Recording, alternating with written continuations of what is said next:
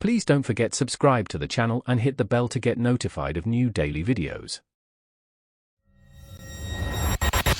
It was a glorious Saturday afternoon, or at least it felt glorious before I spectacularly derailed it. My younger brother, Raul, and I had been sucked into the latest Vibeverse dance challenge. Think TikTok, but with more questionable life choices and far less actual talent, especially from Raul. He concocted this truly unique, flailing-limbed routine that he was convinced would make him internet famous.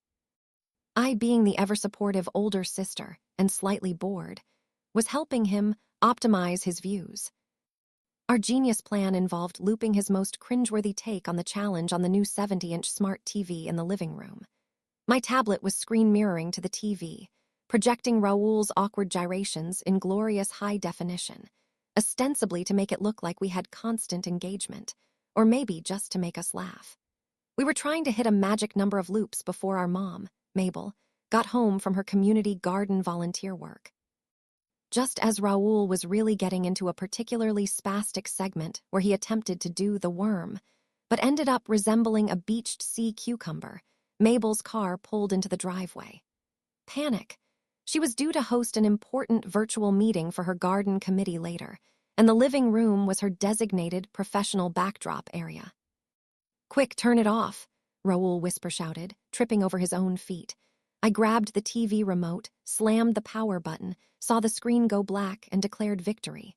"Phew, close call," I said, gathering my tablet. "Let's just head to the market with Mom before she asks too many questions about why the living room smells faintly of teen spirit and desperation." We thought we were in the clear.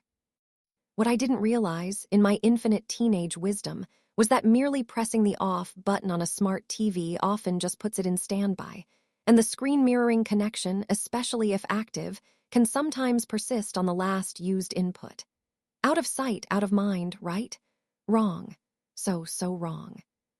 We got back from the market a couple of hours later to an eerie silence. The kind of silence that usually means someone is either furious or has discovered something deeply embarrassing. As soon as I walked in, Mabel appeared from the kitchen, holding her phone, her face a mask of, "I know what you did, I just don't know how." She just pointed towards the living room with a single, trembling finger. Raul and I exchanged a terrified glance. This wasn't her disappointed face. This was her contemplating selling you to a traveling circus face. We tiptoed into the living room.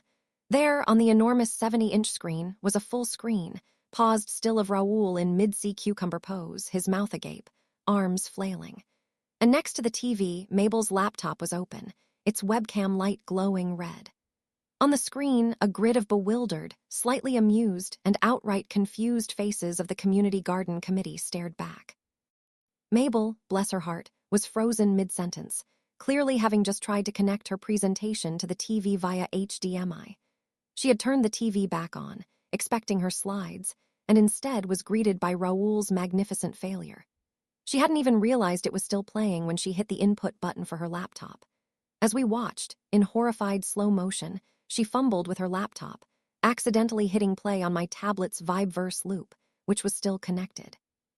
Suddenly, Raul's frantic dance music blasted through the living room speakers, and his flailing form bounced across the screen, live to the entire garden committee.